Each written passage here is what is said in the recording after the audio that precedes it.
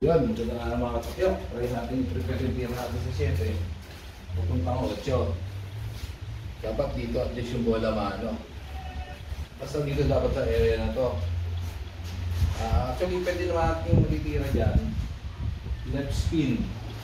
Ibabaw, kurida.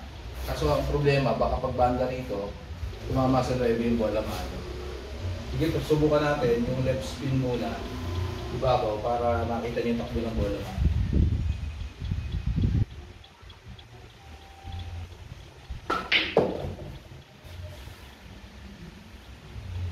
Yun ang sinasabi ko. May chance siya na tumama talaga sa 9. Nawalan ka ng preparasyon. Ngayon, gawin natin kontrahin. Kabilang pektos tayo. Bali magkakanan tayo, kurida, ibabaw. Para kontra yung pektos, hindi iwasan natin tumama sa 9. So, pag banda dito, o banda rito, dito lang siya dadaan. Iwasan na yung 9.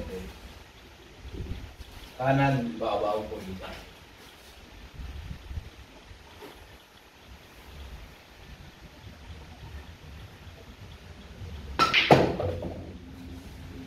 Yun.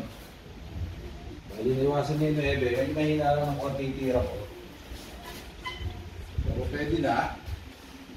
Subukan natin kulugin. Bali, epektos lang tayo dito ng kanan. Konting kanan lang ibabaw. Para yung bola manok na roller dito.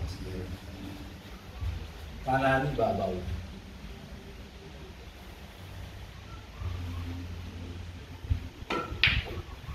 Ayan. Tumama yung bola manok. Pero kahit paano may ang gulo naman, may gulo. Kasi sumobra lang yung tira ko sa pektos ko sa kanan. Kung may hulog naman, pwede pa rin natin pahulugin dito sa corner.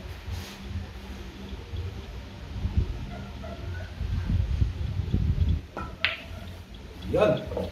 Dali natin. Nasa muli mga katapyok. Maraming salamat!